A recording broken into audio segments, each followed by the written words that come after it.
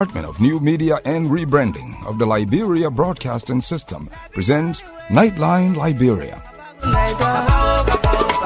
From the valleys of Liberia to the top of Wologisi Mountain, Nimba, Grand Kipmount, River G, to the coast of Sino, Bassa, Bong, Riverses, Maryland, Margibi, Grand Cru, Bapolu, Grand Jide, and Monserrado. We present to you Nightline Liberia, a primetime talk show loaded with factual news, fresh information, not fiction. Nightline Liberia. We set the tune. We control the airwaves. We are the nation's pride, the biggest platform. Our panelists are some of Liberia's brightest and best political analysts from diverse backgrounds, like Vandela Patrick, Dr. Lester Zomatic Tene, Al Hussein Fadiga, Samson Brown Toh, Daniel Sando, and Eugene Lamin Fangon. Nightline Liberia begins at 8 p.m. with 60 minutes around the country, bringing you updates from LBS correspondents. Nightline Liberia's final segment kicks off with its panelists and pundits from 9 p.m. to 11 p.m. as they propound on trending national issues. Nightline Liberia. Ask not what your country can do for you, but what you can do for your country. When we work together, there is nothing we cannot overcome as a people. This is why I ask all of you representatives of our people to join me to do the business of the Liberian people by not doing business as usual. I challenge you to join me to think Liberia, love Liberia, and build Liberia. It's Nightline Liberia every Monday to Friday beginning at 8 p.m. on ELBC Radio, 99.9 FM, and other frequencies around the country.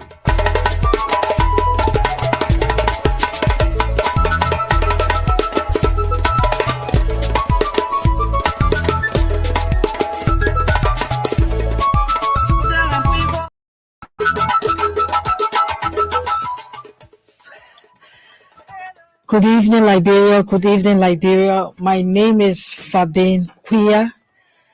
Let me now take this time to welcome you all to another edition of Nightline Liberia, a prime-time talk show on ELBC 99.9 and other frequencies across the country, as well as LNTV2. Nightline Liberia is the meeting of the minds with some of Liberia's best and brightest political analysts. Let me now cross over to our moderator. Good evening, Anthony. Good evening, and good evening, everyone, wherever you are this evening. It's good to be back here again on Nightline Liberia. This is the best place to be. This is Monday. It's like after the weekend's break, we're happy to be right here. I'd like to welcome all of you on radio, ELBC, and other frequencies, on Facebook, on Twitter. There's several other handles on which you can link to get us through. Welcome to our guests as well, our panelists. They do so well every evening to be here with us on the show. So we don't have a guest tonight. We will play the role of both guests and moderators. Fabien and I here, and our panelists are online. D-Flow is following very, very closely, and the other panelists who are not online are also following very, very well. Well, tonight our focus is on this big question about the fight against corruption in the country. You know that the government of Liberia has been going after people who are perceived to have committed some wrongs in the past, who are linked, who are alleged to have been involved into some acts of impropriety, if you will. There are reports. You have the Liberia Anti-Corruption Commission report.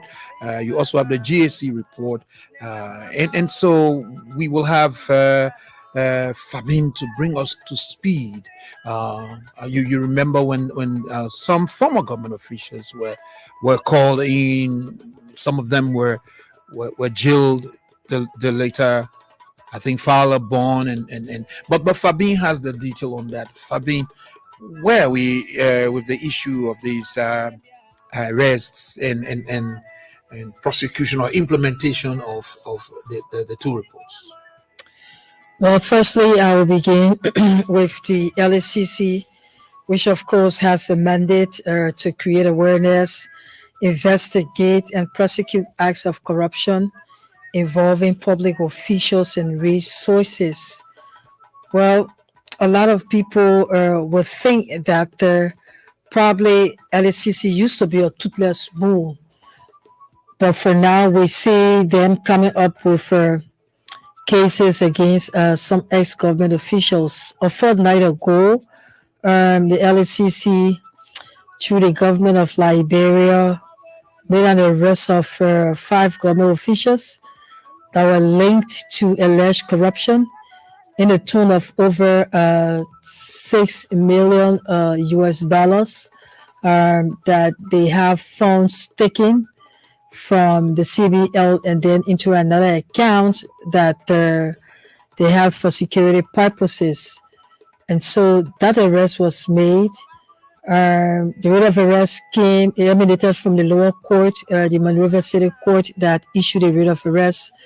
And when they went out, court officers were able to arrest the former Solicitor General in person of Councilor Yananti Tuan and Moses Cooper, FIA controller, and they were brought to court along with the National Security Advisor to former President George Weah, Jefferson Camo, because there were 5 in number. And so they were able to get 3 of those ex-government officials, and the 2 we will say were in absentia. And so former Finance Minister Samuel Twe was also implicated, and Stanley Ford.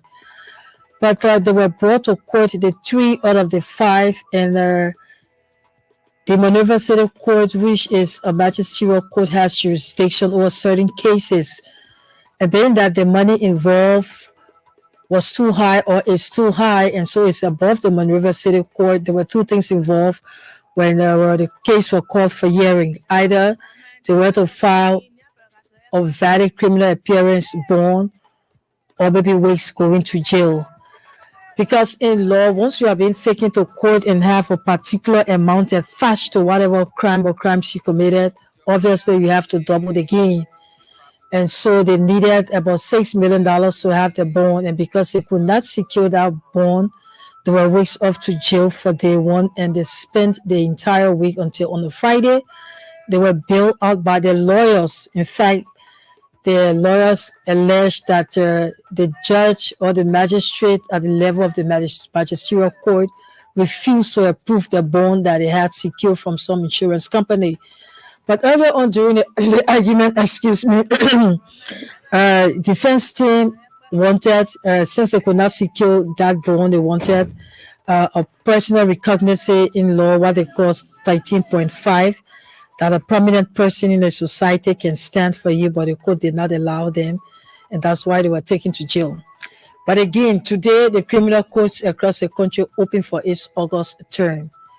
And obviously, we hope to see a lot of arrests being made, according to my sources, and a lot of indictments that will be coming up for this term of court.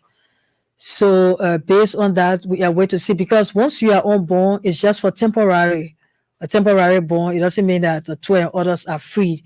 But again, our law does not provide for abstention like in other countries, that when one is being accused and maybe outside of the country, they cannot be charged. But our criminal procedure law says, a portion of it says that you must come to court every time if you are in court or being charged, to face your accuser and to be present in court on a daily basis or when the case is being called. So the issue of abstention with former Finance Minister Samuel Twe and Stanley Ford, I'm thinking as to whether it's going to work in our jurisdiction. Okay, so again, a very good education there by Fabien. Like we've always been told on the show, that Fabien comes with quite a lot of experience in terms. She's a court reporter. In fact, she's our ELBC court specialist reporter at the courts at our level. So also tonight we'll be paying attention to a very, very huge movement here on the compound of the Liberia Broadcasting System. The President of the Republic, President Joseph Boakai, will on Friday be breaking grounds for the construction of a television and radio complex, which is a result of an MOU that Liberia and the China Communication Group signed. You want to tell us something a little bit about that too, about the groundbreaking ceremony on Friday? Yeah, that information was disclosed by our Director General, Honorable Eugene Fagon, during an official launch of the Youth Media Action Cohort 5 Vacation School Journalism, where he said that on Friday, August 16, President Joseph Boakai will be here for the official groundbreaking ceremony of the construction of a much anticipated 5.5 million China A television and radio expansion project here at ELBC. And so with that, we hope to see that being kicked off after Friday's groundbreaking by the president. You know, ELBC facilities across the country, they have a very large facilities in the Leeward counties. And right from our compound, you can see the spaces here. And so that will be done right in the compound to where we will have a new radio and television state of the art to be built here by the Chinese government in the tune of $5.5 million. So we are waiting to see Friday how it's going to play when the president will be our guest here on the compound of the Liberia Broadcasting System. And I think that's a boost for the entity. Yes, indeed. The Director General actually said that it's going to be a molding complex, and it will be equipped with molding broadcast equipment to enhance its work across the country. As a matter of fact, the management team of LBS is working very, very hard at the government of Liberia, because quite recently there was an MOU signed between the Liberia Broadcasting System and the China Media Group. LBS Director General Eugene Fagon signed, and then a representative of the China Media Group Africa Bureau Chief, as a matter of fact, Song Jianning, signed on behalf of the group. So it's going to be a great day here at the Liberia Broadcasting System on Friday. Well, now we're here. Let's say welcome to our panelists online. You listen to Fabian very well. We kick off with the first person to go in. We're looking at the government of Liberia reaffirming its commitment to ensuring the implementation of the GAC and the LACC reports. The Minister of Information, Minister Geraldine McPeer, who is also board chair of the Liberia Broadcasting System, was on the Super Morning Show this morning, and he was very unequivocal about the intention. He said the government is intentional in making sure that it pursues its fight against corruption. So, panelists, let me say good evening. I don't know. Okay, we don't have you yet. But again, we've heard about cries coming from some quarters of our country, and people are saying, oh no, to go after people who are accused or who are alleged to have engaged in some acts of corruption. It's a sort of a witch hunt, that they've been asked to go and clear their names. I mean, if you're implicated, we understand the maxim, the best thing to do is not to run from the law, but to go to the law and clear your name. So with your experience at the courts and the rest of it, you must have seen some proceedings in terms of how these kind of maybe alleged corruption cases, criminal cases go on. In this instance, what do you actually see happening with people now crying that this is a witch hunt? I don't think, in my opinion, that's a witch hunt, because if you are being accused, it doesn't necessarily mean that you are guilty of the act that you've been accused or crimes that you've been charged for. You are not guilty until proven otherwise guilty, because the burden of proof lies on the accuser. And so once a writ of arrest is out or has been out for people coming in conflict with the law, I think the best thing to do is to go and face your accuser, because you're entitled to a legal team that will plead on your behalf and as to prove before the court as to whether you committed the act or not. And that will actually lead to you being guilty or not guilty. And so the issue of witch hunt, I don't think it should be as it's been perceived in so many quarters, because one would say, why now with boycott his government and not in the past? I remember the past government had the option to carry on audits, but they chose not to. And at a point in time, they even graded alien government like 80%. And so if there is to be some trend of accountability and transparency, I think that should be done. And with names being mentioned, it's good that you go before the law to clear your name. Who knows?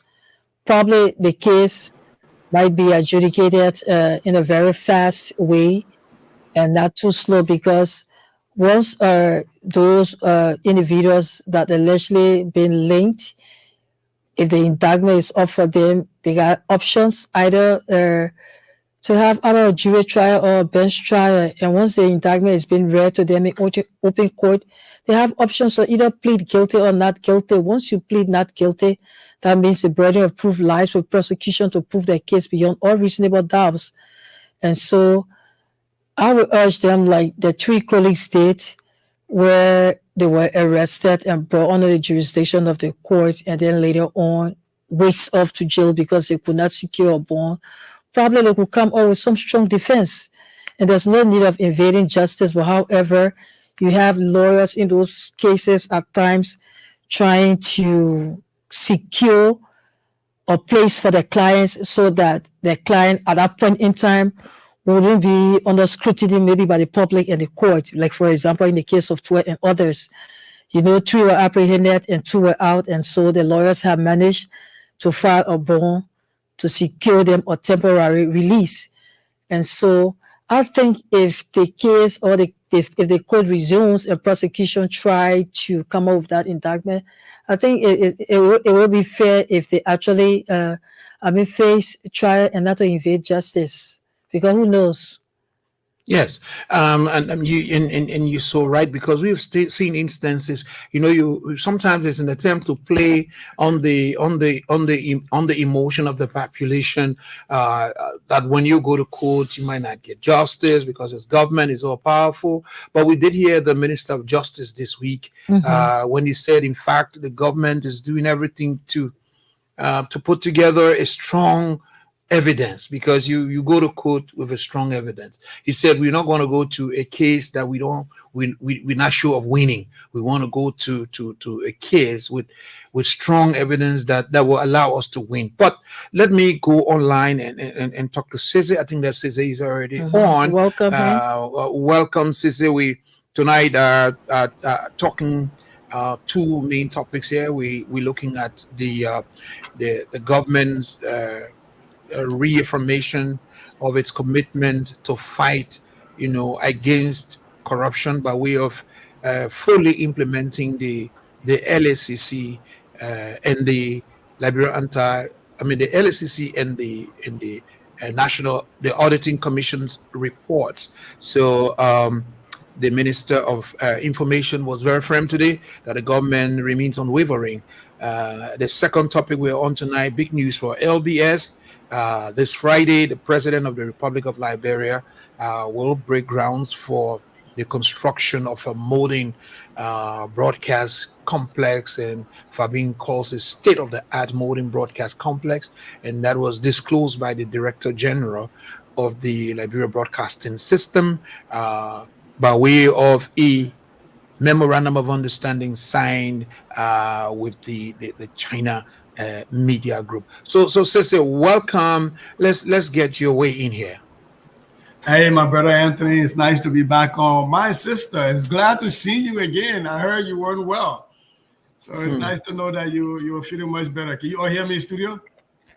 Yeah, we can hear you. She just put on her Peace is talking about. It's good to see you coming Thank, out of the cold. And let me also Yeah, thank say you, that Sisi. last D time we were Flow here, is also not D Flow is also down with a little bit of cold yeah, tonight. no, So we're not worried let's about wish that. him well too. We're not worried about him. We're worried about Fabian. He can. Well, I hope he's hearing you.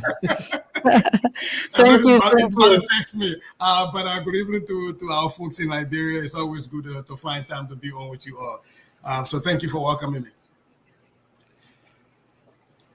Yeah, and so those are the two topics we're discussing tonight. The government has recommitted itself to the full implementation of uh, the General Auditing Commission's report, as well as the Liberia Anti-Corruption Commission report. There is also going to be a huge groundbreaking on Friday. The president of the Republic of Liberia, President Joseph Boakai, will be breaking grounds for the construction of a modern state-of-the-art broadcast complex on the compound of the Liberia Broadcasting System. This is a result of a memorandum of understanding signed by the Liberia Broadcasting System and the China Media Group. It's worth around 5.5 million United States dollars, and we think that this is a huge project. So we start with the anti-corruption fight, and then we move on to the radio station. But let's do the anti-corruption fight first. Yeah. So my take on this anti-corruption fight has been it's a net win. It's a win-win. It's a win for people who have been accused in a court of, and found guilty in a court of public opinion. Because you know what happens in Liberia quite often is that when you serve in government, people assume that you are a thief already, that you must have stolen. And then in past governments, people have been accused and nobody's ever taken to court, and those people lived under that assumption. And sometimes they die, and their families have to live under that assumption, where they never had a chance to go to court to actually clear their names. And so I think this is a good thing. If you accuse me, let me have my day in court. Let me go and not be found guilty, so my family name can be clean. We can walk around the country knowing that I didn't steal from the people. Or if I'm found guilty, then let the law take its course and let me restitute to the people. And so we are really good in Liberia, my brother Anthony, at writing laws. We write laws, we create systems, but we don't follow the laws, and we don't implement the systems. And so, what good is a Liberia Anti-Corruption Commission? What good is a GSC audit report if there aren't actions taken to make sure that we plug whatever gaps that were found?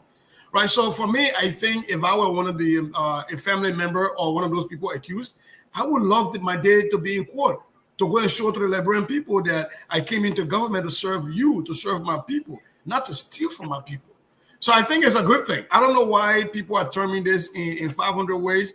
If you remember real quick before I stop, when the U.S. government sanctioned some government officials in the last regime, Senator McGill actually begged to have his day in court, to clear his name, to see the evidence against him. And so I think the president is providing that in Liberia to people so that they can have their day in court and see the evidence against them and defend their names and the names of their family members. So I don't see this to be a bad thing at all. I think it's a win-win. Another school of thought is in fact that these accused former officials of government are doing everything to buy sympathy from the population, running around with things like this is a witch hunt. Why is it only former government officials? Why is the fight now going by way before even the Joseph Boakai regime? I mean, the belief is that this is an effort to buy sentiments, to fight their way, not to face the full weight of the law, which is not in the best interest of the country. What do you think? Well, it's almost like saying you caught an armed robber tonight, and you say, "Why you are beating me for?" The other armed robber that came here before, I ain't beating before, right? Or somebody accuse you of being a thief, and you say, "But I'm a one can steal, I can steal." So it is not a good argument for you. It's like you already say, "Yes, I'm a thief, but can you call the other thief also?" That for me, that is problematic. But to the extent that people are using the trying to to build up public sentiment, because in a lot of countries, including ours in the United States, the Court of Public Opinion has its rulings. And so I think, though, that it is a political strategy. It is not new. This is something that happens in developed countries where political figures will try to say that mob persecution is a witch hunt. But I really don't think at the end of the day it comes down to that. I don't think it is a good argument for somebody to say that Sisi Goya is a role. And I say, well, how about the other man I was stealing before I call him role? It's almost like I have already acquiesced that I'm a thief. So I don't know what the argument is for them. It doesn't sell to me. And also the idea that before this government come after you, they have to go back to the first landing of the pioneers in 1821 and 1822. We got to first find out how they bought the gasoline that brought the ship to Liberia. It's fallacy, So they have to hold people accountable. And for me, I don't see it as a witch hunt. And I'm from Lofa County. When I was growing up, there used to be a man in Lofa called Kwetambo. He would travel around from town to town hunting witches and witchcraft. And he would not call people who were witches. And if you can steal from the Liberian people where our kids don't have access to public education, to quality health care, then you are a witch. Then you should be hunted. That's my point on it. We will come back to you for more on this, but we see that Koto has also joined us. Good evening, Koto. Welcome to the show tonight. We're looking at two topics. One of them would be the government's reaffirmation of its commitment to implement the LACC and the General Auditing Commission reports. That's one of the topics we're looking at tonight.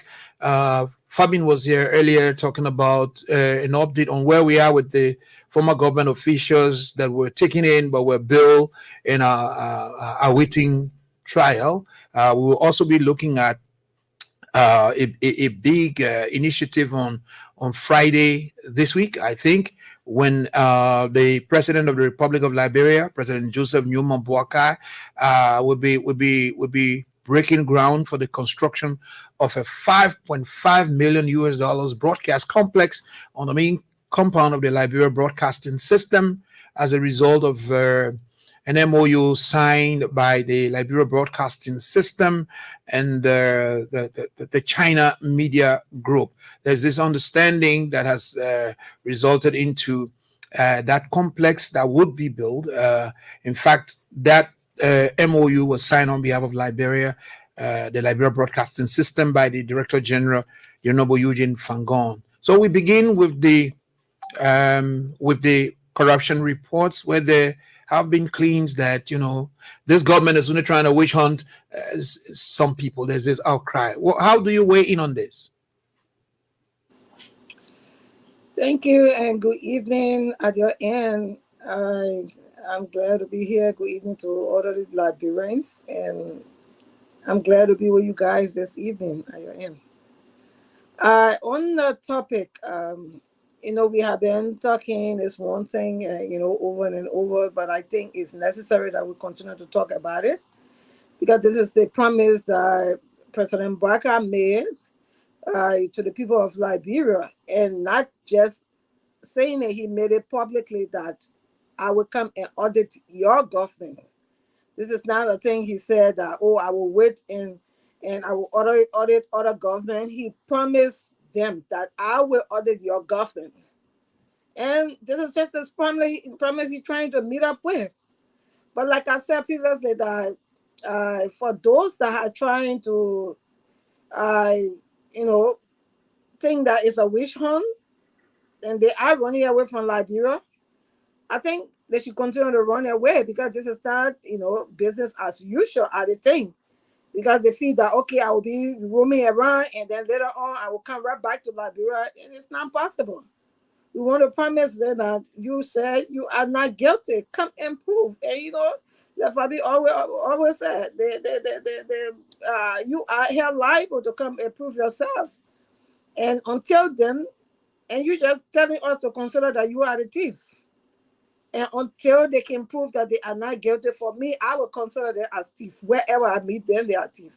And we will make sure to continue on re-echoing it to the government as they, made it their commitment. And actually it should be, because they will serve as a deterrent to those that are working right now in the government. If they fail, it means that these people that are working now in government will take the same path. And you will not hunt them, you will not investigate them tomorrow. They will also be saying why you didn't investigate it past, government officials. And we don't want to continue business as usual. We will hunt them. And with your, what do you call it, the complex, right? I know Fagon is a kind of forceful person, and I'm just glad about it. And he's so forceful and kind of zealous, and I know that Fagon is this person who wants to see that he show that he have done something. And I'm just sure that he's going to make, this happen, whatever way he can, make it possible. And I'm glad that you guys are making, and this is the country's face. And I think what we should be doing, take on initiatives like this, that when you leave, I see we leave names of past officials, that I name after institutions because of what they have done in the past. And maybe that would give him a name, that yes, indeed, this is something that he did for the Liberian people. And, not leaving with bad name, but supported an initiative for this government. And this is what we want to see. I think somebody started saying, oh, they're picking up from this government, picking up from all angles. But yes, they have to pick up from all angles because the responsibility, are given to individuals. It's not just alone with the president. You as a head of that institution take on your responsibility. The next person take on their responsibility. And before we look, we will see, a footprint of what has been done by the people. For now, I want to stop there and see how we can go deep into that. Thank you. Thank you very much indeed. Cizzy, let me come to you. There is this whole thing about let bygone be bygone. I mean, Liberia has had a lot of trouble. We are not developing fast to start to go after one another. It's not going to help the country to move forward. When in fact, people talk about people being held accountable for whatever they are accused of. What do you read into such a thinking that we should let bygones be bygones and just go ahead, forget everything, and let everybody let move joy, and in the name of trying to build a country? I think if people understand what nation building means, I don't think they will have that argument. And that is why, I want to, I would jump into what you said about your second talking. I'm hearing this beeping. That's what you said about your second talking point. The second issue about the LBS, and because information is key. Information is very expensive. If our people are sitting there saying that let bygone be bygone, we have to be able to tell our people, if they give $100 for 5 people, and we need to build a field latrine for 5 people, and one person takes it and build a toilet in their house where you don't have access to. Now the rest of the 4 people have to be out using latrine outside. How is that fair? How is that nation building? And I think our people, I told somebody on another show that Liberians have a lot of warehouses in heaven. We leave everything will go. Everything we leave will go to the old man and build plenty of warehouses. We leasing other countries and warehouses. Just to save our thing inside. The old man tell you keep our thing in. Let's stop leaving everything with God. God is telling us that we should make sure people account for their stewardship on this earth. If one person takes $6.1 million, $6.5 million to use for themselves, that is more than what was placed in the budget for some very critical aspect of our country. So one person takes the money that is equivalent to what is placed for agriculture, and we should say, let bygone be bygone. And this idea that somebody will say, at least they build us in Liberia. At least they build us in Liberia. Your children are going to JFK where they don't have access to medication and they have to be sent across the street They're dying from curable diseases while somebody else can put their kids on a plane and fly them to Ghana or to Dubai. And you say, at least they build their houses in Liberia. Do you sleep in those houses in Liberia? I think we have to explain to our people what this means. Going after people to account for public wealth and public trust is not witch hunting. I think it's the most Christian thing you can do to ask people to account for their stewardship. God tell you keep your heart in here. You start keeping your heart in here. Let me do God. Oh man, say I'm gonna tell you, he tired. He ain't got no more how to kill a Brompo thing. Koto. She said there. Koto, let's warning us. I like that. Let's hear you. Let's leave this thing. We are all one people. Liberia is one country. We can't be running after one another, especially so. Liberia needs a lot in terms of its rebuilding process, its development process. What would be your response to such a thinking? I think it doesn't make sense to me at all, because we will just continue to be letting it go, and people, continuously saying, "Oh, we came from war." We came from ourselves when. I mean, Sierra Leone have recovered. I mean, they are going on. They are going even beyond and triple than what we have achieved. When will we learn to, do away with this? Witch hunting, and I mean that's just a lazy argument to me, because when people want to hide behind their sheep to continue committing some act, they feel that that's the only way to let's push the thing under the rug. And the thing is, he continue to push it under the rug, then that rug going to be filthy and it stinks. And that's where our country is getting to be. I think it starts from here. The president has promised the Liberian people, we are not going to sweep anything under the rug. We are going to investigate whatever case that we have here. I think people say, "Oh, go and discuss your government and forget about the past government." Oh, well, you think this government have problem? You have the right to flag these issues out. And that's why we are here for. We're not going to be sitting here and say, "Oh, because this government is here, anything that is wrong, we're going to keep it under the rug too." So this government, anything under the rug, we'll smell it, we'll take it out and put it out there. So to me, it's lazy argument to our brothers. If we continue to do this, then we cannot go forward as a country, because we will just be like any other, backward country. And we're not supposed to be here by this time. I know when we, before this war, people used to come to us to get jobs, like Sierra Leone, our neighbors, Guineans, Ivory Coast, even Ghana, Nigerians used to come here to seek jobs. But here we are today.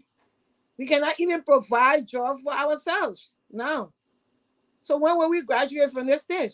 If we continue to leave them alone, when will Liberians have money to have hospitals, medication in hospitals? When will Liberia have money to cater to new schools and then bring in new ideology into our country? I mean, individuals should start taking on people money and exhausting. You want to have money? Yes, go be a private businessman, private citizen, and get your money, and not the Liberians people money. I think this is not going to be a business as usual. We're still fighting. Thank you very much. There is a Liberian parlance that says when the dry leaves are falling, it's a warning to the green, fresh leaves. And there was a point in time when we did hear the president say that those who are in position should realize, should see what is going on and be guided by the fact that there will be no business as usual. Sissy, I don't know if you ever heard that. Yeah, absolutely. I've heard that. That's why I was laughing when you were saying it, right? And that is why I like the stand that this government is taking. This government signed a social contract with the Liberian people during the elections. And like my sister Koto said, they persecuted their case on why they should be elected. And one of the cardinal pieces of that was to make sure that people accounted for their stewardship of the Liberian people resources. And now that they're implementing that, it is a warning to the fresh leaves, the ones that are now in government, to make sure that they're doing the right thing. Because successive governments are going to make sure that they keep auditing and holding people accountable. And so that is why the last time we were on this show talking about the asset declaration, I said those who are not doing it are setting themselves up for failure, because tomorrow people are going to assume that you stole when maybe in fact you didn't steal, right? And so for me, yes, this is a shot, and yes, it's looking at previous government, but it is a warning to the current government and people serving the current government that other governments will hold you accountable, which is a good thing. If your hands are clean, there's nothing to worry about. The question of engaging in alleged corruption. I mean, in terms of its impact, why are we crying against corruption and alleged corruption? How does corruption impact a society, a community, a country? So let me start with Sisi and continue with Koto. So I am here looking at the last report from the Ministry of Education during our Answer Sonny time, and it's this comprehensive report on education that they put out, and it talks about how many schools we have and how many of our teachers are appropriately credentialed. I'm speaking to that because I'm a teacher here. And you see that I think it said about almost 55% of the teachers in the classroom were not appropriately credentialed. And what that means is I might be teaching English, but I didn't major English. I did something else. I might be teaching math, but I major English. And so when you ask the question, how does corruption affect the country? That's one right there, because the money that people take in their private pockets could be used by the Ministry of Education to recruit highly qualified people and maybe even revamp the KRTTI, the CRTTI, and the Department of Education at the University of Liberia, and even incentivize these public colleges and universities to provide high quality, highly trained educators that we can place in the rural areas. You're asking me more. I've been saying on this show a lot. The further away you move from Monrovia, I'm not even saying from Maserado, the further you move from Monrovia, the lower your quality of life and the lower your life expectancy is. If you want to just take a case, take Monrovia and take Todi. You haven't been far away. Take Monrovia and take Bright Farm, the center of Monrovia, and compare. As you move further away, the access to quality education, quality healthcare, security, police presence falls dramatically. And that's not because the governments don't want to provide those. It's because we don't have the resources. And so if one person is taking from the national pie that should be shared by everybody, then something has to give. That is why you go to a huge county like Lofa County and you have no more than 5 public high schools. That is why if I live in Lofa County and if I want to be a lawyer, I can't. I have to leave Lofa County. Lofa County is no longer the breadbasket because of that. That is why when people, if I'm in Kawiakan and I want to do this, I cannot, because my kids have to leave my villages to go to town to go to school. Because one person has decided that only they one get more to eat something. So she got only sweet in their mouth and not sweet in other people's mouth. And that is the problem. Because if you look at the maternal health report that's released on Liberia, a lot of our people go into childbirth and don't make it, right? Because we don't have the resources. And I keep talking about Lofa because that's what I know. I know people in emergency situation in my town of Zoro will put people in hammock and put them on their back. That's the ambulance they got to run to Zozo. Sometimes before they get there, that person died from a curable disease. So if you're talking about education or you're talking about healthcare, you're talking about access to quality, clean drinking water, you're talking about access to the internet and where we all share equally in the national pie, where we actually look at implementing the Article 6 of the Liberian Constitution that says that access to quality education is a right.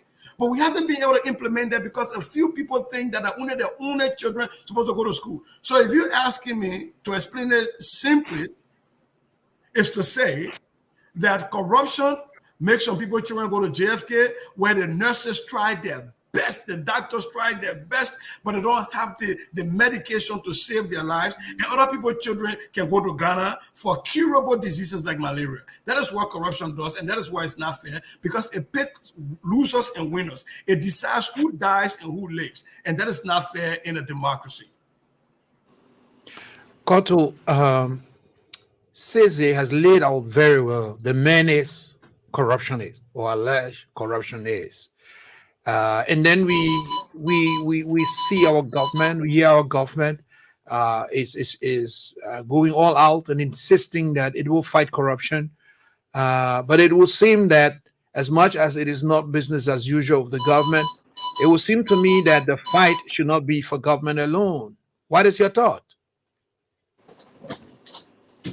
Yes, I agree that business is not government alone, because individually we face the problem.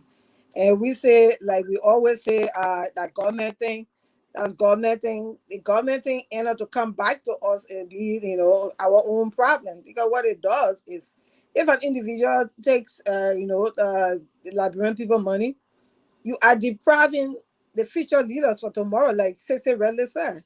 The educational level that we're supposed to improve, they will be deprived of that. Many of our brothers and sisters today do not have the opportunity to go further in education.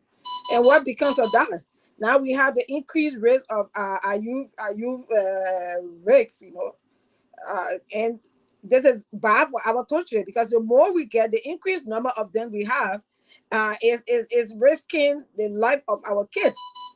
Because when I was in, Liberia, I had one little boy that used to come with my son, and this boy wasn't going to school. I see him every day. He come and he playing with my son. And what I did was to ask him to see whether he could go back to school.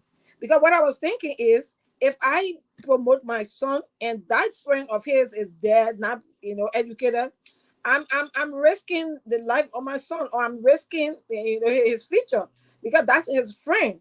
And once they continue to interact, there will be some influence from him to my child. And that's why we miss the mark, because it's like, okay, let me improve my child, and you leaving the other people who did not improve. What happened? The bad influence going to affect your children. And this is why, for me, I'll tell people, let's not encourage it, because you will improve the life of your child. Even if our children come here and learn, will it not be, a way that they will go back to our country, Liberia, to visit or to stay there? Nobody want to come here and stay here forever. We want to go back home. But if the condition is not favorable there, how will we stay there? And I think that those are the bad, effect they have on our country. It decreased, health condition. Medications are supposed to be given, provided for institutions like JFK or for our other referral hospitals, will not be available, because you are individual taking the money and put it and pocket it. And you will see that they will tell you, oh, okay, I built a house in Liberia, I built school. The school is not for the Liberian government. People are paying tuition to go to these schools. They are not free school. So how possible is for the Liberian people? It's not for the Liberian people. It's your name. And you see, then they put it in their personal, name, like this person's school. That school is yours. It's not Liberian people's school. And many people will come out and say, oh, if the man built a school and he built a school in our community. Okay. Build a school in your community. It's a tuition-free school that happen. Those that family members that cannot provide for their kids, to educate their children. I think it's bad, because the lower educated we are, the bad our educational system will be. And as we see, that's why even leading people to go into corrupt eye, because they are not educated to the fact that the money they take personally is affecting majority of the people. If you want to help the people, put it into a public, facility where they will all benefit. This is where we have right now, like I'm in the medical era. You have the mental health problem that the people facing. What led to the medical health problem? Because of the arrest youth. They are increasing in number. They have bad influence. They will bring more and more. As they bring more, we are having the higher rate of them. Okay, and I think that's why we should reduce corruption, because it's harmful. And like somebody said, I think it was the American one of the sachet fed or somewhere. I'm not too sure of that. Said it's a cancer, and even our president right now, reiterated it that it's a cancer. It destroys, and the deeper it goes into the systems, they destroy the system to the fullest. That to revamp it is kind of difficult. Thank you. You know, a senior official once said, well, maybe corruption is not so good, but hey, if I stole sufficient money and I undertook development, in my community, in my country, why should you be crying? After all, I'm still doing development in the community. How will you cut to react to that kind of excuse?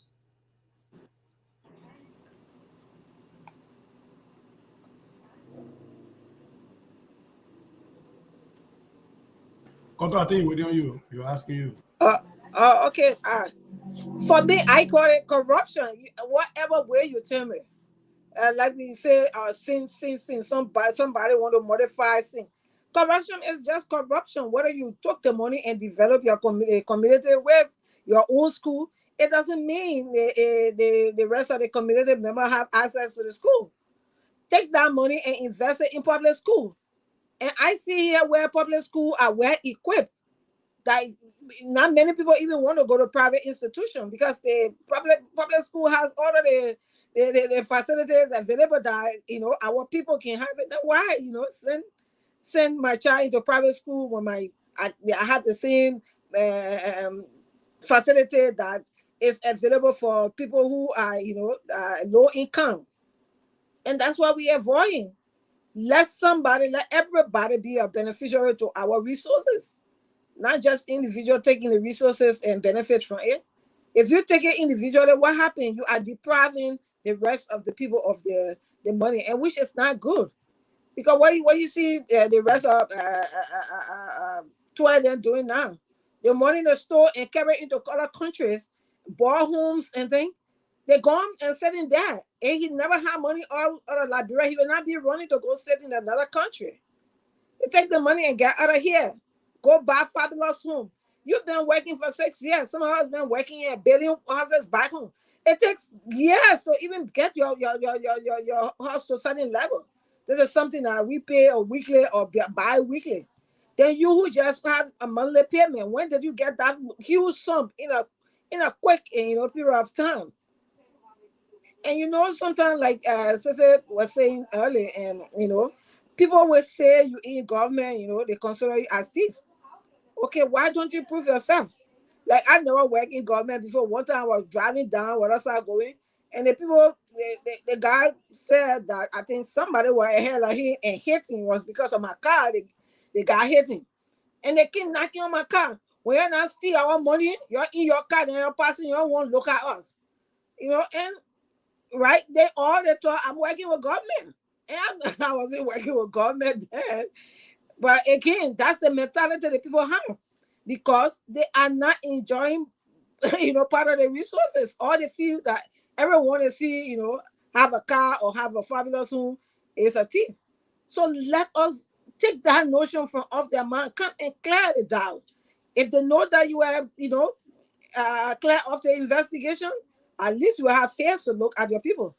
Like I said, Tua is one of those he been saying he had that ambition of becoming a president. He was, I know, we all came from Tiha and some of our friends from Tiha that he knew. He was confiding in them that he wanted to be the next president after we are. So if you think you still have that ambition, why can't you come and exonerate yourself? Because to me, it's tinting his character for the ambition he has. I think they may come and clear their mind, clear the doubt, or else that corruption name will continuously hang over your head and we will continue to sing that song. And for some of us, when we're there, we'll always call you thief or rogue. And your children, the thing about it, your children, the effect come on your kids. I don't know how to think because I work with an institution in Liberia. I know, what I call it, I don't know who did. There was a colleague of mine that stole huge sum of money from that institution. How did we get exonerated? They conducted investigation, they conducted audit. And it was known that we were not part of the fraud that went on. And when I say auditing, It doesn't necessarily mean I'm from the accounting background. It doesn't necessarily mean you have eaten money. It's only to show that your institution, what level the institution is from year to year, whether they have been an improvement or whether they have been a decline into the institution. That's what the audit is done for. It doesn't necessarily mean you stole. And when for them, we were like cash count every day. They must show weekly, bi-weekly. You were checkmated. So those are things that it doesn't mean that you are a thief. Make sure to clear your name on that. I am not involved in any stealing or misappropriation of funds. Thank you. Yeah, but Sissy, again, the same question comes to you. Here am I. I'm claiming. Hey, listen, everybody's talking corruption, alleged corruption, and the rest of it. I am not that bad, man. I can steal some money, if that is the case, and carry on some development in my community, in my country. I am better than those who will steal the money and leave the country.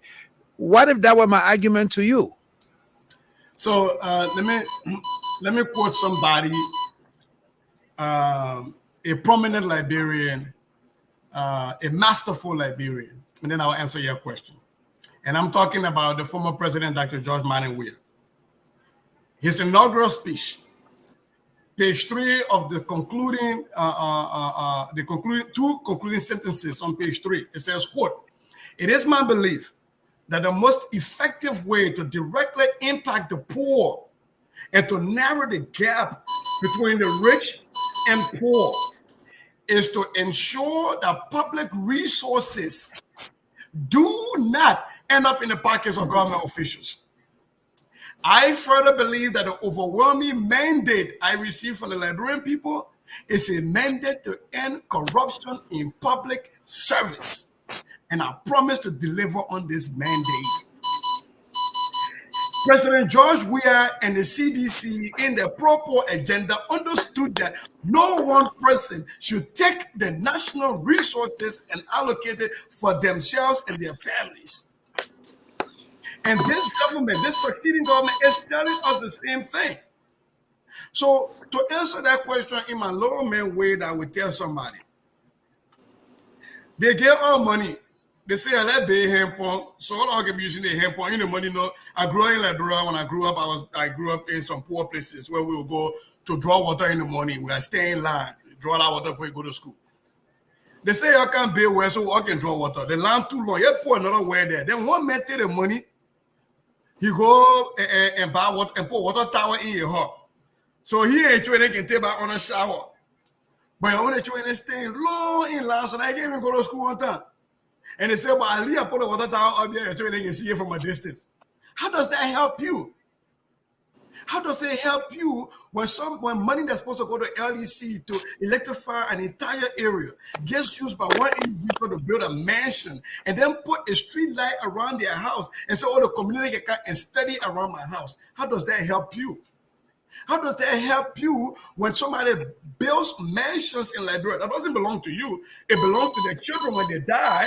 They already put their children in place to be at a competitive higher advantage than you because they already got money. They already got resources. Their children are sleeping on the ground. They sleep when it rains. You are worried that the flood might take away your house and your mattresses. They are not. They sit in their upstairs mansion and they enjoy the rain because it's calming for them. What is a torment for you? It's a calm for them. How does that help you when we all don't experience the same thing the same way? And I'll end with this example.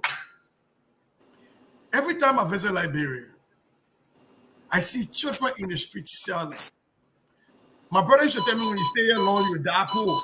Because I had a kid one day was selling broom. You know that broom you can buy from the palm front. Was selling broom. About 8 pieces. She was selling each of them $20 Liberian dollars. And this kid is about the age of my daughter that I had in the US. So I called this child to come and say, how much is the broom? She told me, I said, why are you selling broom in school? He said, uncle, you know that broom, you care about the uncle. Oh, uncle, I got to sell a broom here for my grandma to go buy food for us to eat. I cried Because while we were sitting at the entertainment center, we were sitting there with people who work in government that were buying beer, putting out beer on the tables.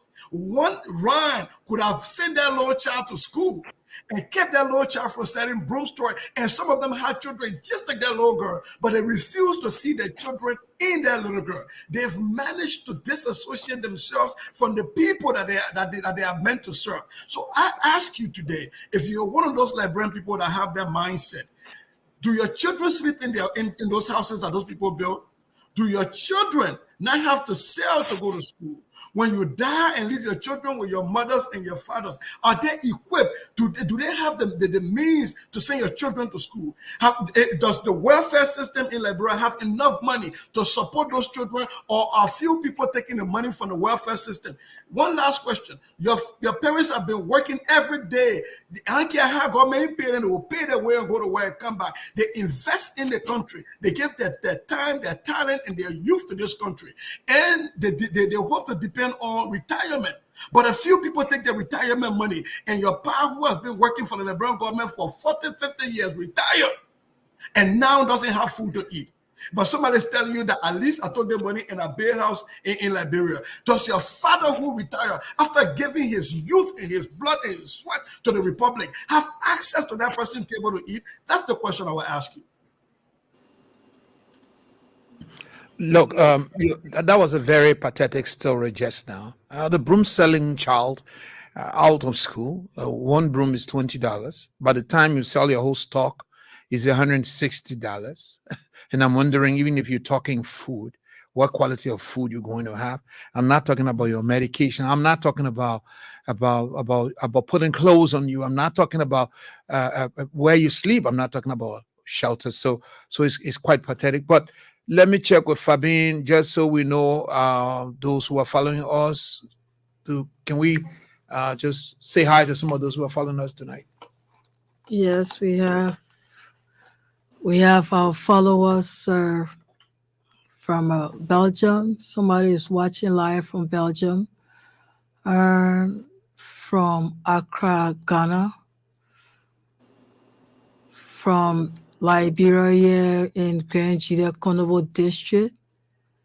And also, from Nuku Town and other places. Somebody says they are following us from Bele Yala, and it's a good show. And so more comments are coming in on tonight's edition of Nightline Liberia. As they come in, we'll acquaint you with those that are following us. So, Tony, I listened to our panelists, and I think all the opinions expressed are good from our panelists, from Cici and from Koto and even you. And so the idea of government re-echoing its determination concerning the GSC report and the LECC to fully implement it, I think that will serve as a deterrent. It will definitely serve as a deterrent, because once you have people being booked for alleged corruption and improprieties, and then maybe being brought before the law and being tried, I think others will have to be very careful as they go along working in government and not thinking what should be for other people. In the case of our country, a lot of people, you hear them say in the Liberian parlance, oh, that's an old age thing, and corruption, nobody can stop it. But I think it can be minimized to a point. If we continue in this direction and with this trend, I think it will be minimized. It can be minimized, and that will scare people away.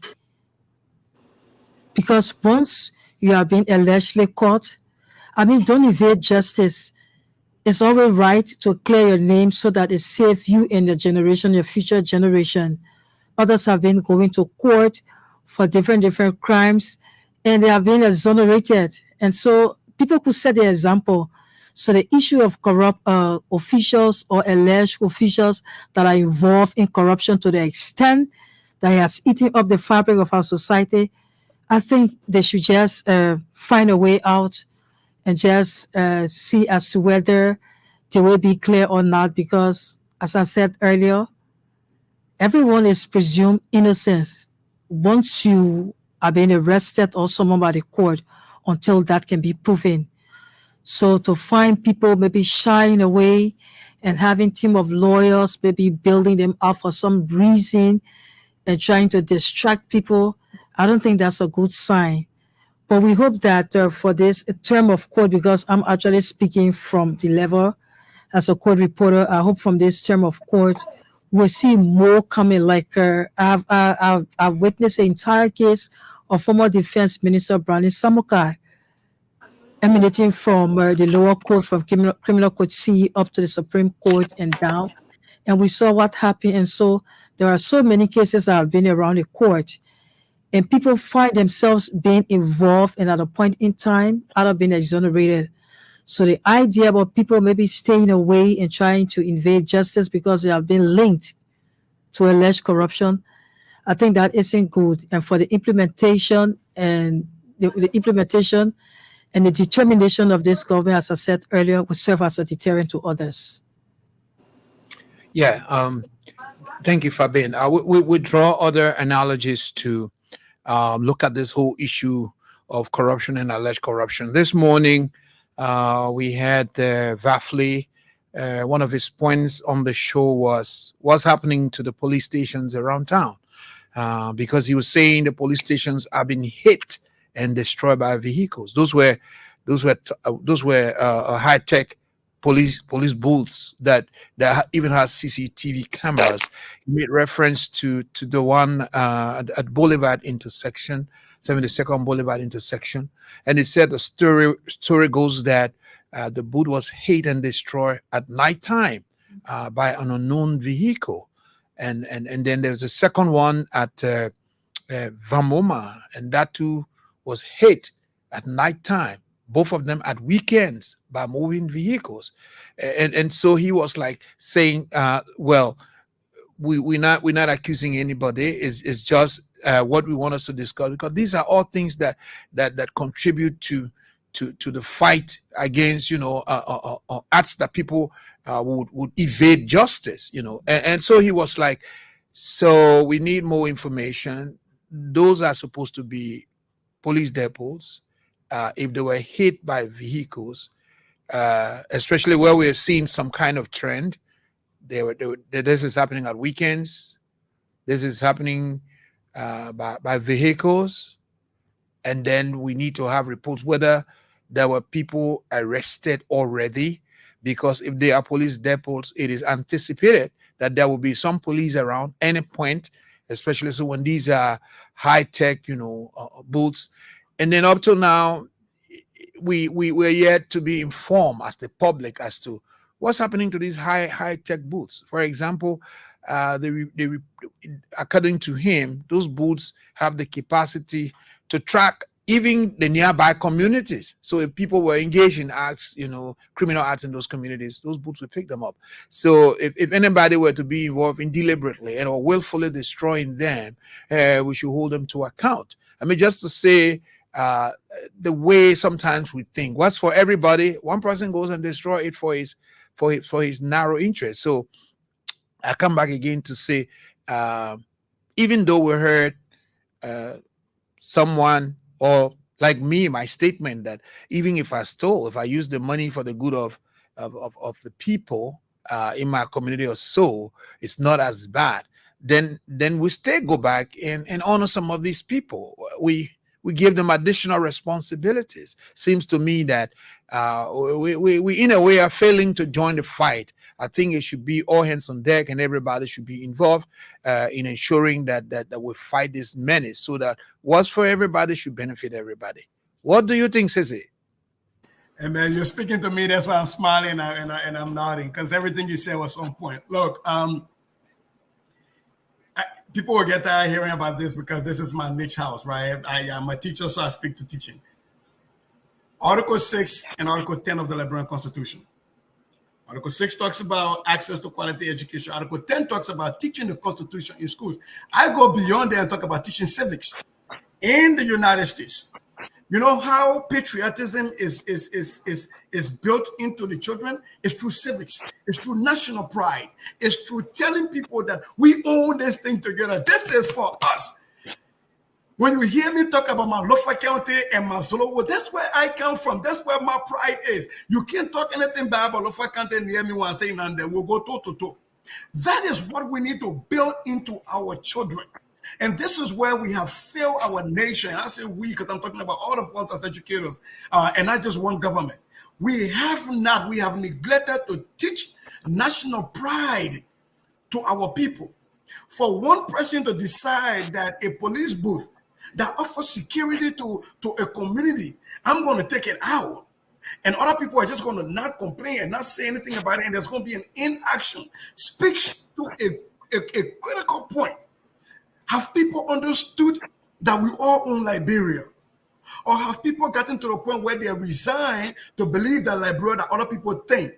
The other people who are always eating and eating and eating that they want more sugar sweet in. And so because that they want more sugar sweet in, I don't see that police booth as being a part of that I have ownership in it. And so for me, it bothers me because I remember back in the day, in communities where there were crimes, people would get together. I was one of those young boys that would put us outside and we have neighborhood watch. And the old man and the community will provide tea and bread for those people, those guys outside to mind the community. That was what it meant to belong to the community. We have pride in our community. We're going to defend our neighborhoods and our neighbors. What is that gone? Where has that gone? And so you spoke to a critical point, Anthony, my brother. And I think we have to get back to the beginning and start to teach our people, to let them believe again through government action and through education that we all, regardless of whether you are in Konombo district or you are in Kaweke or you are in Zolowo or you are in Bokondima or you are in Bomodasalamu, wherever you are in Liberia, you have a right and ownership in the republic, and you should defend it whenever you see wrong being committed by a few people. And I think that's where the focus has to be. Government has to show to the people through prosecution and through the way they lead that the country belongs to everybody. And then through education, we have to teach our people what it means to be nationalistic, what it means to be proud, to stand tall as a Liberian and say, I am from the 231, red, white, and blue is in me. Where are we teaching that? Where are we building that? And because we fail to build that and teach that, that's where we have the problem.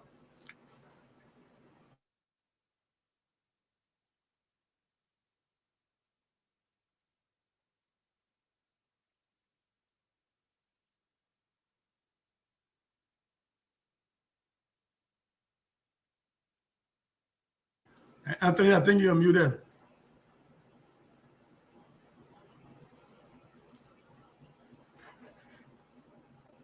Am I muted?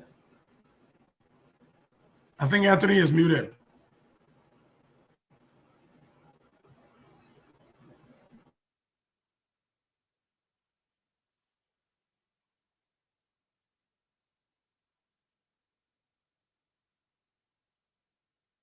So, okay, now I'm on. Can you hear me? Are you hearing me? Yes, we can hear you. Yes, we can hear you. Okay. So Koto, the question I posed to Sissy, you listen to that very concerning, episode with those boots intended to fight crime, and it would seem to me like, imagine if nobody were at those booths and they're been destroyed, then I will ask questions, because in the first place, the booths themselves should be manned even before security is provided to the communities. And so I was thinking that there's a similar way we seem not to be supporting the fight against corruption. So to the extent that even if somebody confirms to us that I'm taking what belongs to everybody, but I will end up using it for all of us, we still go ahead and just celebrate them. So what's your view here?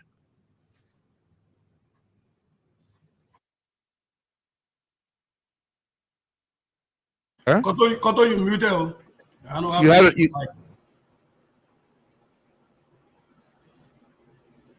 in Koto. We don't seem to be getting Koto. Well, probably if we don't get her, we move towards our lines and take the calls, and then later on when she's back, then she can make a point if she has a point on that. So, Koto, are you hearing me now? Okay, we're not hearing her. While we're trying to get that sorted out, can we put the number on the screen? We have to now bring in our callers. Tonight we're discussing two key topics. The government of Liberia has reaffirmed its commitment to do everything possible to implement the report from the Liberian Anti-Corruption Commission and the other one from the General Auditing Commission that borders on the issue of corruption. Tonight we also talk about an upcoming big program on Friday. It's going to be the groundbreaking for the construction of a $5.5 million US modern broadcast complex on the compound of the Liberia Broadcasting System. That groundbreaking ceremony is going to be done by His Excellency President Joseph Numa Boakai, President of the Republic of Liberia. The construction of the complex is as a result of an MOU signed by the Liberia Broadcasting System and the China Media Group. They will be doing this to like the Director General of LBS said, it will be a modern complex that will equip the system as part of the arrangement between the LBS and the China Media Group, where there will be capacity building in terms of training, in terms of the equipment that will cost LBS to be the best it can ever be. So these are the areas that we are focusing on tonight. So we open the line now. You can call on 0772 876481 0772 876481. Call on those numbers and make your input. So we'll go to our first caller. Hello, caller. Hello? Yes, please tell me your name and where you're calling from. Hello? Caller, please go ahead. Tell me your name and where you're calling from. Yes, my name is Afiwaye. I'm calling from the Olo. Isaac, let's hear you. Yes, I want to commend you for this important discussion. Unfortunately, I had a major problem with the construction of that police booth at the center of the four intersection. Okay. Liberia, we do not have a police or any mechanism put in place to minimize speed limit. Okay. And moreover, more especially to where I pass every day to Boulevard Junction, where car can run from anywhere, even a truck or a container, where we do not have no special regulation to in the center of four major intersections. It was a tough. And the major thing that really get to me is you see plaza that no big something that is built over there, no car can penetrate easily.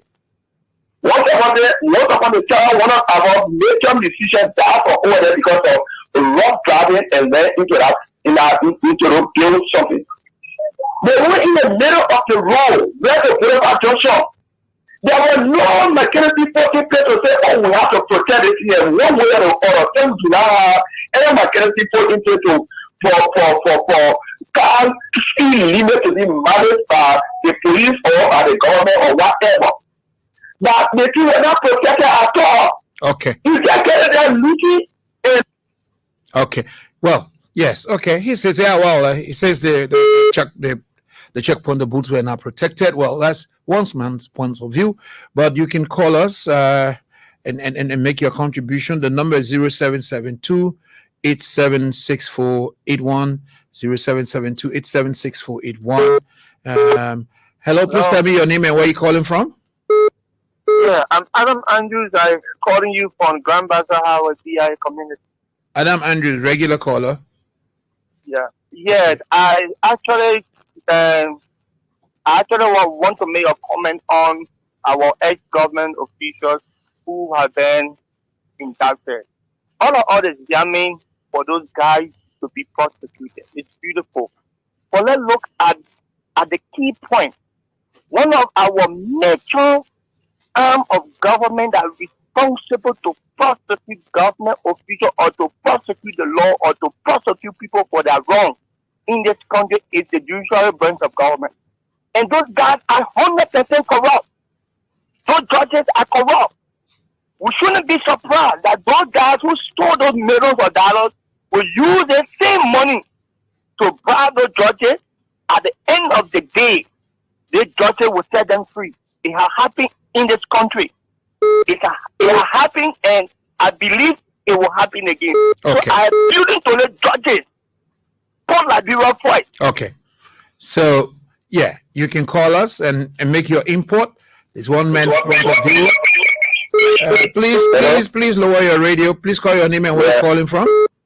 Yeah, I'm Gibson Bracey calling from the North Farm. Yeah, Gibson, let's hear you. Yeah, this topic is a very good topic. Respect it. Well, Liberia, the Liberian believe in praising a wicked man. When you are wicked, when you corrupt in Liberia, they can give you another job. It's a praises to you. That's why it happened. People who steal money in this country and sell, you don't tell God that I steal the money and I carry a building house in Liberia, I give it to a student to go to school. That's the people that get senator job because they are good people. So then, if you don't see Liberian will not respect you. Okay. Now, another thing that happened, the whole case that going on with the corruption, they indict people, they investigate them and all that. The judges is the problem to Liberia. The courts in Liberia are incompetent. They say you should go to a competent jurisdiction, competent court of jurisdiction. But Liberian courts are incompetent because they believe in bribery. So these accusations are your point of view. This is a disclaimer. These accusations, because this is the court, and when you're accusing the judicial officials, it is hopeful that you have your evidence. Because I have my colleague here who's from the court. Maybe she can say something to that. Hello? We'll hold you there for a moment and take this call from Fabien. Take the response from Fabien. Fabien, you are low. Can't hear you. It's an allegation, and you just can outright say that here, because when you have a case at the court, there are two things involved. You either ask for a bench trial or a jury trial. So once you have a jury trial, you have sometimes a 12 or 15-man jury to listen to your case. And then if you ask for a bench trial, the judge is a jury and the judge in that case. So I think what you're going to do is to wait as to whether when those officials have been indicted, and then see as to whether they will call for bench trial or jury trial. But those accusations that you just gave are great. And probably that's something you need to prove. So I just want to put you or call you to a point. Those are allegations anyway. Thank you, Fabien. Caesar, you were saying you were not here. Did you hear her?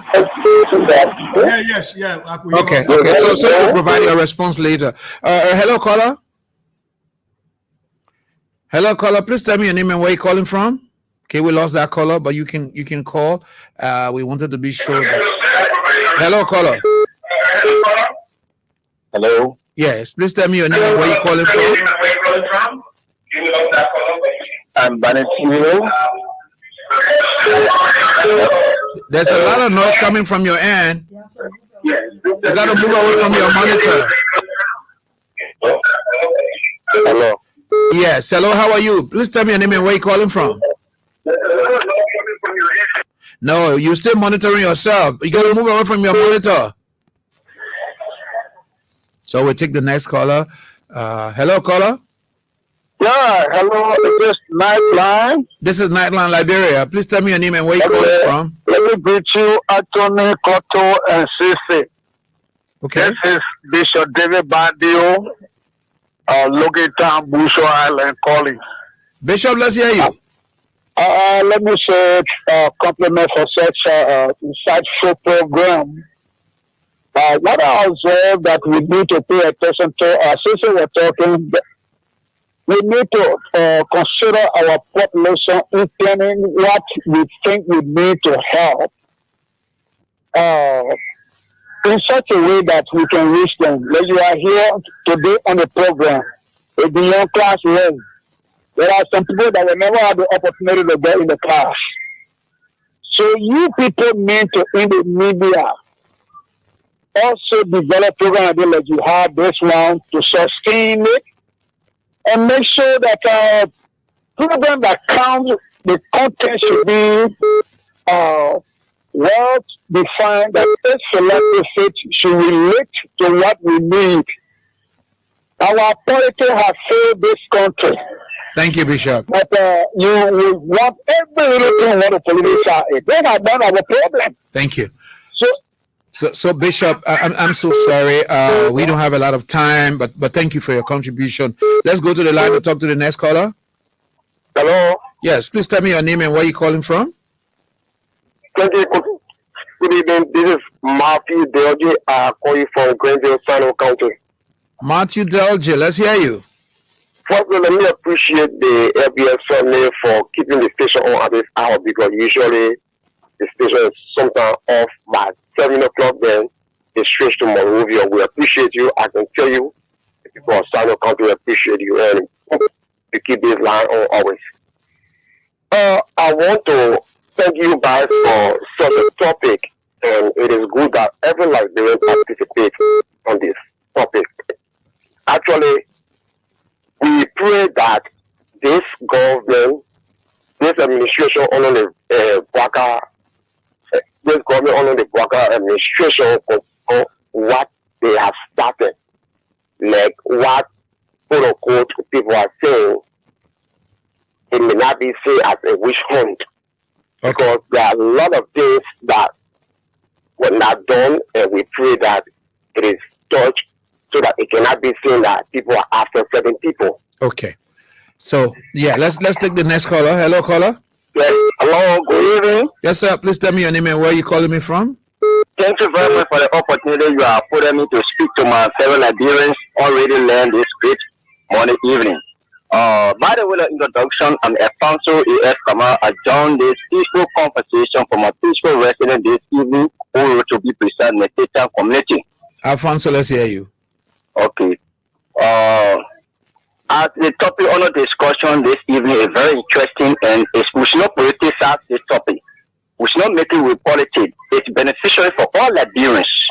Let's look at our country. We are 177 years as independent of existing.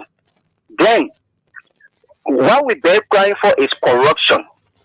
For day one, all Liberians are been watching. We see the country is corrupt, the government officials are corrupt, and a lot of people are not benefiting. So when we got somebody who stands to fight corruption, we should be thankful. We should run around the person and see how Liberia can move forward. Okay. For our differences, whether it's for party A, party B, but when it comes to this particular fight, our party, Joseph Numa Bwaka, is doing right now. I think it's necessary for all of us to take this bold step and appreciate a tireless effort today. Okay. So let's take the next caller. Please move away from your radio. Please move away from your radio. Good evening. Your name and where you calling from? Hello? Good evening. Your name and where you calling from? Yes, sir. Good evening. This is Boniface Newman. Yes, let's hear you, Boniface. Yes, I'm happy to join you, and I join you from Maryland County, Harper City to be precise. Let's hear you. Look, let me be realistic. First and foremost, let me commend you for the show. My attention has been due to the former government officials that are saying that people are witch hunting them. the issue of impunity shouldn't always be the order of the day. Wherein people will come and eat government money and go away and say, look, let's forget about that, bag be bygone. We have people in the past government that came from the southeast that they are doing better. So if that means are coming out to say the investor government funding, look, let the law take its course and let it be prosecuted. Thank you. So I want to say thank you for the show. I'm always monitoring the show from Maryland. Thank you so much. Keep monitoring. So we're still here. We still have some time. Hello, caller. Hello? Yes, good evening. Tell me your name and where you calling from.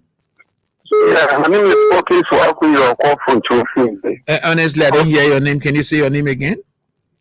Otis, my name. Otis, let's hear you. Very much. My brother, the corruption baby, only God can do it. Only God? No, only God, because it's not easy. But my colleague says we should leave God alone. Leaving it with God, we have done it too much. The corruption being in a just we have to look at to the lowest extent. To the lowest extent, all over corruption there. Mm-hmm. I lived in Jersey and I worked with the Lorraine people at the ground. My sister died. I went to bury my sister before I came inside. The man who gave me a contract is Sam and he made money. He's backing the people. It's not just corruption. I don't know. Okay. Yeah. Okay. Thank you. I mean, backing people against you, and that's right thing. So that's why we all must stand up against corruption everywhere it is. Let's go to the line and take this call. Yes, please tell me your name and where you're calling from.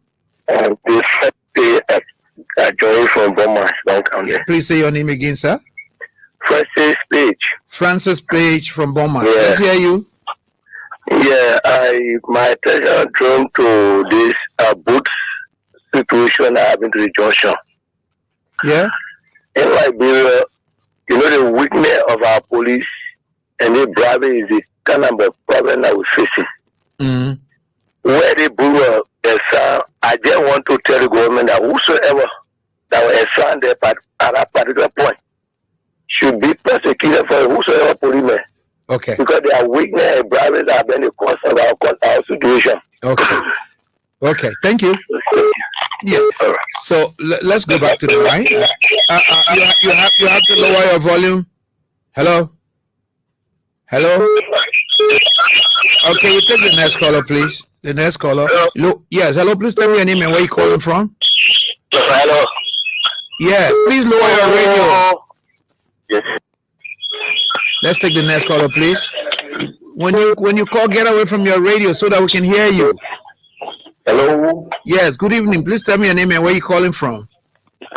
I am Tiro calling from Tottenham, from the country. Let's hear you from Tubmanburg.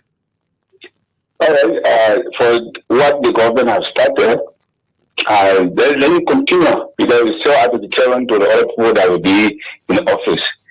Okay, corruption is not something that we have to continue it. We should have a starting point. I know that the government has started it. And then what I want to speak about is about this service. Okay, this service is need to be taught so that we can know our rights. So I think that the government to please bring back civics to school. Please. Okay. Bring back civic to school so we know our rights and our responsibilities. So let's go to the line and take this caller. Hello, caller. Are you there, caller? Hello. Yes. Please tell me your name and where you calling from. I'm Joseph Kulupaka, calling from District 3, Nizo. Joseph, let's hear you. Okay. You know the boots that the cars are hitting at night need to be investigated.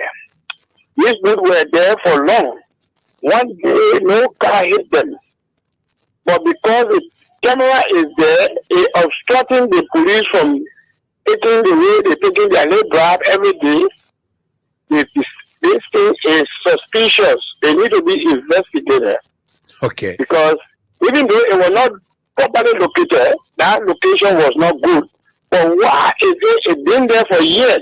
It have not been hit. Even now, when the cameras are placed on them, okay, for the people that say which one, they wanted other people. Why it was a witch hunt that stopped someone from taking the office? Because that other report made and to prosecute someone who never took office. Is that witch hunt they did? If that was witch hunt, then this also can be a witch hunt. Okay. So I just want to tell you that we are not going to deter. We're going to make the government to make sure all that stole money must be prosecuted.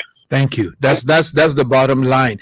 If you are accused, you are not guilty. Go to court. Hello, caller. Yeah, good evening. Yeah, please tell me your name and where you calling from. Yeah, this is Stephen Joe calling from the Baza County to represent General City around South Houston. Joe, let's hear you. Yeah, my brother, I just thank you for your topic tonight. My brother, it's true that I heard the previous caller say about justice, that we don't have justice in this country. We know that we got a justice, but the justice is not working in our interest. So if we say that, we are not wrong as a citizen.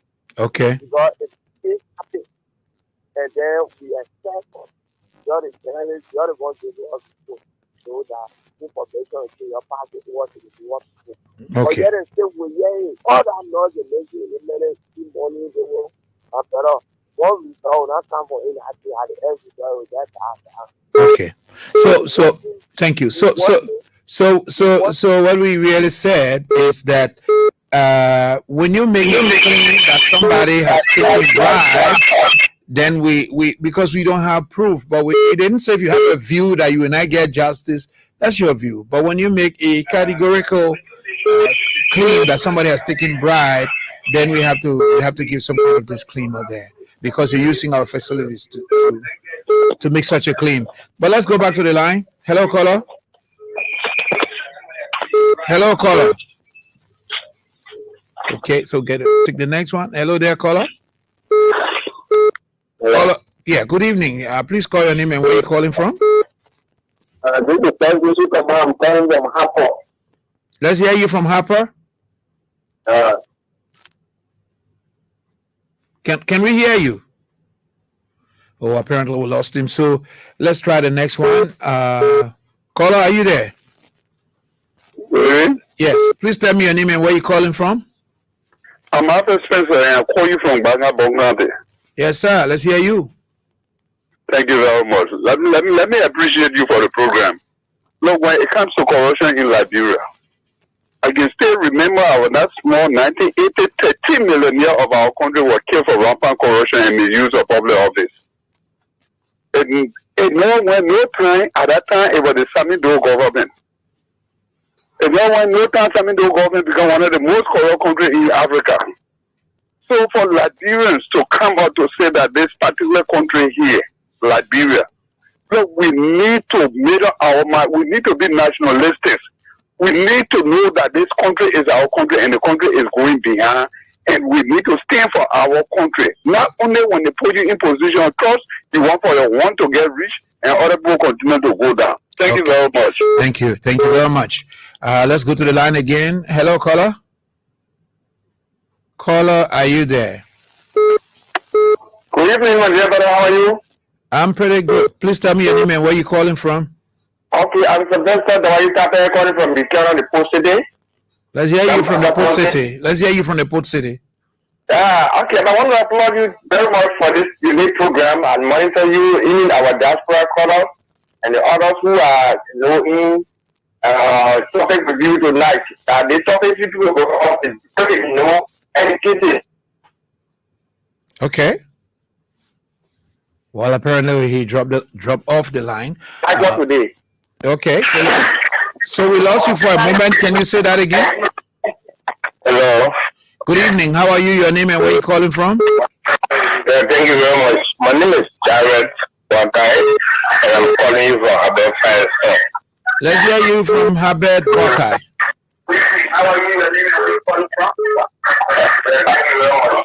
You have to cut off your receiver. Yeah, okay. What is on my mind this evening is about the corrupt activities that was in the past government, and now we don't want it to stay in this government. Okay. Because in time past, the reason Liberia is not developed is because everybody who put in power, instead of thinking about developing the country, instead to have the money to put in their pocket and take it to their zero home. And somebody even bought homes abroad.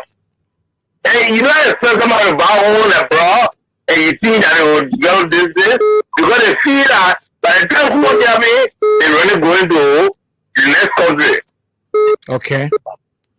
So let's go to the line and take the next caller. Hello there, caller. Good evening, caller. Yeah, good evening. Our in topic when you needed me. Yes, so let's conclude with your point. I'm Sylvester Dawei calling from the post of the channel. Okay, Sylvester.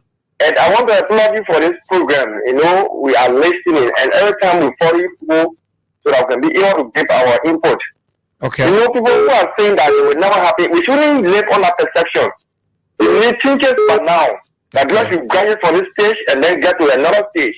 All right. And I know that Omar Bwaka will fight this battle that he is fighting, and no Liberian will go against it. Because we want to see better for our children.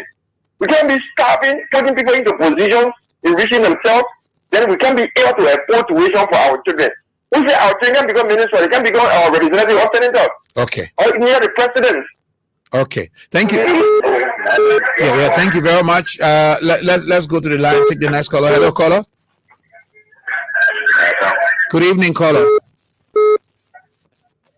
Okay, let's go to the line and take the next caller. Good evening, caller. Is there any caller on the line?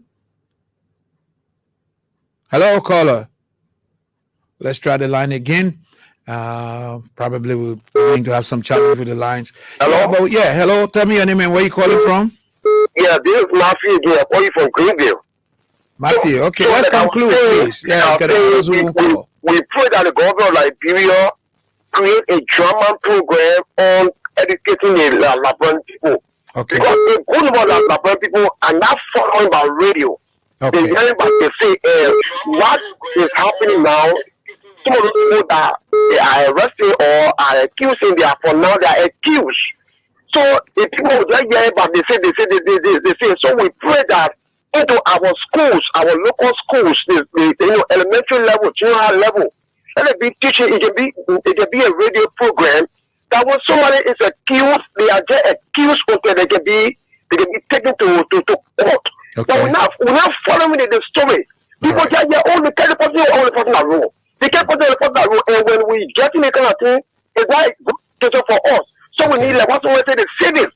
That people know that when someone is accused, they are accused until they can go to court and be proven wrong or guilty. Yes, and such people too should make themselves available in court and go through the due process and not claim already that they are already guilty, because by crying you are being wage hunted. You in a way saying that you are already guilty. But let's go to this caller. Yeah, good evening, caller. Tell me your name and where you calling from. Yes, I'm from the and Saturday Zoga. Saturday Zoga, let's hear you. Thank you very much. You know, I'm happy to hear this kind of discussion on national radio tonight. And we all are praying that this government will be one of the best in terms of fighting corruption. Because usually many governments have come to power, and our days are blessed. We're going to fight corruption. Corruption is not the problem. And they become the worst. So for President Bwaka to start. Hello? Oh, sorry, you dropped off the line. So let's go to the line. Let's see who's there. Hello, caller. Hello. Yes, please tell me your name and where you're calling from. Yeah, my cousin is calling from Bapolu, Okay. Bapolu City. Mm-hmm. Yeah, let's hear you. Yeah, I just want to thank you people for hosting this show. Okay. And I just want to say God bless you both for hosting this show, because this show will also help we the Liberians to know what corruption is all about. Mm-hmm. Because if you doesn't tell us what corruption is about, we will not know what corruption is all about. Okay. So I just want to commend you people for what you people doing this afternoon. Thank you. Thank you very much to all of you who call from everywhere. Those of you who didn't make it, trust me, we're here Monday to Friday, starting from 10, from 8 to 10, so you can always make your input. Remember, corruption anywhere is corruption everywhere, and corruption by anyone affects everyone. As a matter of fact. So what we'll do, we'll go back to our panelists now. They've been listening to all your calls. We go back to our panelists. Probably we'll start with Koto. What's your reading into the various comments that came from across the country? Am I loud? I'm not hearing you. We can hear you. Hello? Talk a little louder, but we can hear you. Yeah, Okay. yeah. Go ahead. All right. Thank you. I think, except for maybe one or two of our callers, their view went differently, but everyone is kind of concerned about this corruption issue, and I think what we should do, like most of them are saying that they love the program, we keep echoing it, and let them also know that their voice, can be heard. Let their voices be heard by holding their various, heads in their community, their senators, their representatives, head responsible, because that's what they voted for them, to make sure that they would advocate on behalf of them. Because this term, if we do not do it now, then when? Because I keep people saying, oh, this is not appropriate, and they keep extending. So when will we then have the appropriate time to carry on such? I think it is the time now. Let's keep getting on the back of our heads, so we can make sure that they get investigations into the corrupt acts that have been perpetrated. And also, we were talking about the booths. I mean, this is where, people will say, development can't go on in our country. We can't, keep things. There are times that many of these things have been done on behalf of us in our country. We sometimes carry on some good, work, but the maintenance problem is what we have. You are broadly looking at something like that is good for your country, and you see one man just go boom and destroy it, and nothing come from other end. And then somebody will say, Liberia do not have this, Liberia do not have that. How do we have it when one man will take his time to just destroy something beautiful that we could cherish? And I heard in the news that also that somebody did it intentionally. But again, if we had camera on a booth, that's why they say we call it on-site investigation. You go into the camera and carry on the investigation. But again, we most of the time prolong these investigations, and we then we trash them.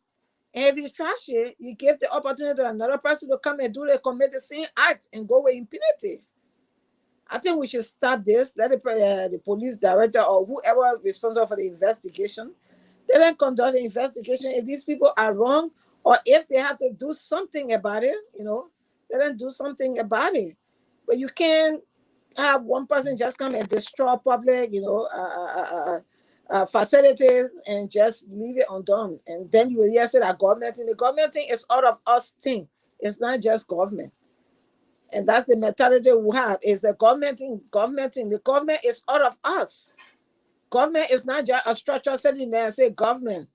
It is out of our participation. They call the government. It's not just that Sese or that going or Fabi. No, it is all of us property. It is for all. You can't let one person come and spoil it and say, okay, the man spoiled it and we don't care that government thing. That's your money right there. Because unfortunately, we have some of these people that we interacted with during our election thing. Today, after today, some of them don't have anything to do. Like now, even I was talking to one of the guys in the chat room, he kept chatting, with me, that he did electricity and he cannot get a job. And I want to encourage most of the people. Sometimes, you learn these things, you have to learn how to, go around, like I was telling him. put yourself out there and get, tell somebody that you learned this thing and you can do a little contract until you can find a job. You can learn and then put it under the wall and don't apply it. How people will know? It's like putting the lamp on and putting it under the table. How do you want it to brighten up the room? And the government is such that it cannot employ everybody. It's difficult. I can assure anybody. You can't say everybody will be in the employ of government. Sometimes we have to be, our own private citizen will be self-employed, to get things done for ourselves. But if we all sit there and put our hands between our legs and say government, and then we have these people stealing government money, we will not have, ourselves to where we're supposed to be. So let's all let it be all of a collective issue that we, push the government to make sure that these people are brought to book. I want to say thank you. This show was beautiful, and I'm just glad being here and always, in the midst of my girl Fabi and the two gentlemen, Sissy and Mr. Fawan. Sorry, Fawan. And I'm glad to be here. Thank you for this day, and join you guys another day. Thank you. Sissy, you listen to these people. The bulk of the people seem to be the direction we are looking, how we all need to unite our efforts in ensuring that this big monster is brought under control by holding some people accountable to serve as a deterrent for other people, and actually punishing some people for doing the wrong things in this country. Don't say it can't happen. Say I have not seen it, but it can happen. So it's over to you. This is one of the shows that I've been on since I've been coming on LBS, where we had a lot of citizens calling in. So you can understand that the spirit is willing. The Liberian people's spirit is willing. But the political body has always been weak. The spirit has always been willing, but the body has always been weak. Madam Johnson spoke about this, President Johnson, about corruption. President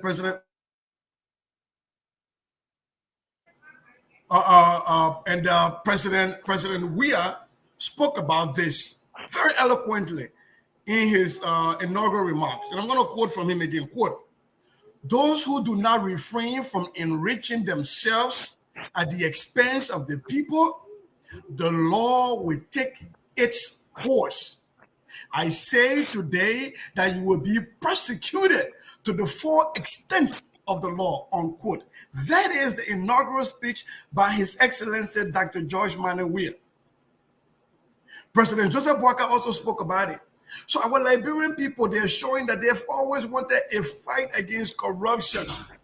But it's been difficult to have a political body that is willing to walk that talk. And we hope this is the first time it happens, right? And people say, oh, why are we starting now? Remember when I was in school, we used to have, I don't know if they still do it, but you have the class prefect, the assistant prefect, and the secretary that is responsible to tell everybody Nina, all the noise because Nina. Everybody calls it no, but they'll tell the loudest people Nina. And when they finish whipping you 2-3 times, for us, and the amount of grass are calling the bro, not easy. When they finish cutting your play for you to call grass, there are a lot of people that will look at it in the background, but get quiet. Because you want to play them because they finish making sense, go out and go call grass, right? We have to start with that. We have to start somewhere. And I want to end by saying there are a lot of Liberians who call today talking about civics. That has been one of my push, that we need to reintroduce civics. And when you talk about corruption, we're not just talking about people taking money on it and building their homes. We're also talking about people who corrupt the system, who corrupt the democratic system. You're talking about somebody come and takes you from your home in Clay District, because I live in Bombay, and take you to Tokman in Senja District to go vote for a representative. If that person felt that it was okay for you to vote in Senja, why didn't they make it conducive for you to move to Senja to go vote? Why are they trucking you somewhere to go vote and say go back? If me voting here for you, if you're a very good person, then I should live where you're going to be legislating for and leading. Let me live under you. Don't bring me to vote for you for other people and then say, oh, but go back somewhere else and go live. Those are some of the corruption that exists because we have taken civics out of the school and our people don't understand what their rights are. And so as a result, you don't have representatives What you have in most cases are vote merchants, the people who can buy the most votes and transport the most people.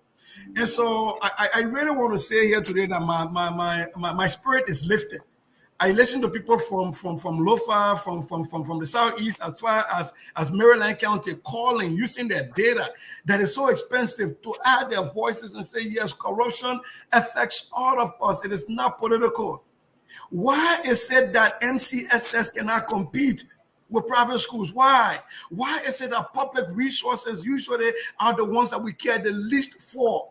Why?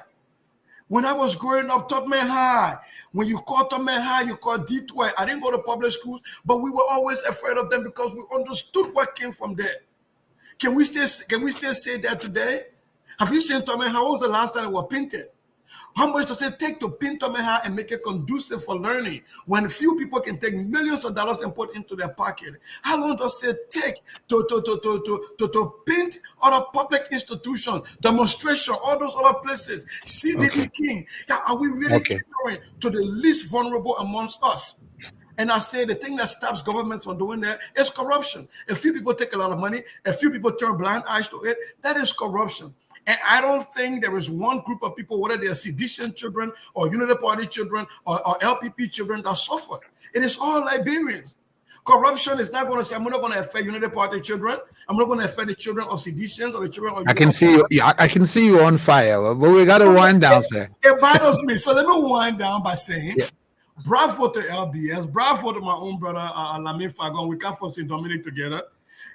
Liberians are a proud people. We never like to be begging. Our hands can be outside like potato. Because I leave every time begging. Stop stealing from us so we don't have to keep asking foreign government to help us build infrastructures. But to the extent that they are building these infrastructures, I say bravo to you all. I know usually the person at the top take the all of the glory, but I know it is the work of all of you. And I want to say to my sister Fabine, it's nice to see you back. My brother Anthony, I know all of you did this work. My cousin Diflo, I hope you get well soon. I think it is the work of you all, and your work is showing when people can call from the southeast and say they're listening to you. So thank you for educating our people. Okay, thank you, Sorry, before I leave, Yep. Yeah, sorry, before I leave, the last time I made a commitment, and I have not, heard from Casa, Councilor Casa. I don't know how do I get to him. If anybody can give me his number, I still committed to what I promised to him. I will give you the number. I will send it. So Fabin will send the number over to you. I will send his number over to you. Okay, great panelists, team of panelists, several of them, a couple of them are not on tonight. But it's been a great show. Let's hear from Fabin as we close. Yeah, it's been a great show, and we had a lot of callers, impressive ones too. And so want to thank our two panelists tonight, Koto and Sisi, for showing up. And that was a very good interaction. And tomorrow, God's willing, we will have the managing director from the Liberia Water and Sewer Corporation to tell us more. Mr. Mohammed Ali will be our guest tomorrow. And then Wednesday, we talk security issues with Liberia Immigration Service boss himself, Anthony Steve Zago. So I want to thank you all tonight for this show. And it was great, and hope to see you tomorrow as usual. Thank you very much, our treasured callers. Thank you, our great management team, DFLO, and the rest of the high management team of LBS. All of our colleagues and technicians who make us do this every night, Monday to Friday. We'll be here again tomorrow evening. And let me say one thing to you. As we wind down, ask not what your country can do for you, but what you can do for your country. Like in the voice of His Excellency President Joseph Newman Boakai, let us together think, love, and build Liberia. On behalf of all of us, I'm Anthony Vowen. Do have a great night from Monrovia.